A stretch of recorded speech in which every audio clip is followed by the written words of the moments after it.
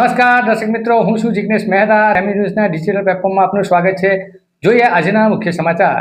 કામરેજ તાલુકાના દિવસ ગામની ગૌચર ફળિયામાં આવેલી પ્રાથમિક શાળાને લઈને સોશિયલ મીડિયામાં વાત વાયરલ થયેલા હતા કે દૂષિત પીવાનું પાણી અને એક જ કક્ષમાં બેસાડી વિદ્યાર્થીઓને ભણાવવામાં આવે છે, જ્યારે અહીં 57 જેટલા વિદ્યાર્થીઓ છે જેમને તમામ કક્ષાઓ પૂરી છે, જેને લઈ આજે ગામના ડેપ્યુટી સરપંચ તેમજ અન્ય આગેવાનો આગળ આવ્યા હતા અને તેમણે સમગ્ર હકીકત રજૂ કરી અને સોશિયલ મીડિયામાં વાયરલ થયેલા સમાચારને ભ્રામક તથા તથ્ય વિહોણા ગણાવ્યા હતા।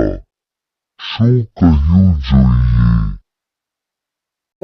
हाँ, मारो परिचय है। मैं दिगस गाम नो डेप्यूटी सरपंच छूँ।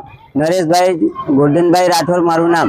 मैं गौचर फरिया में रहूँ छूँ। अमारी शाळा नी अंदर 56 विद्यार्थी है ने 4 रूम है।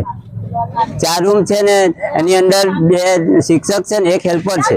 ए लोकोने भणवामां ने एमां कोई तकलीफ नहीं। छोकराओने ए मध्याह्न भोजन ने एवो चाले छे, बधुं बराबर है ने टॉयलेट जांजरा बाथरूम ની सुविधा है ने पानी नी हो जे कई सुविधा है ते छे ज, पण जे लोको जूठाण चलवे छे ए लोको खोटी रीतनी अमारा गामनी वहियात जूठी वातो फैलाववामां ए कर्या करे छे। એટલે આવું કોઈ ધ્યાનમાં લેવું નહીં।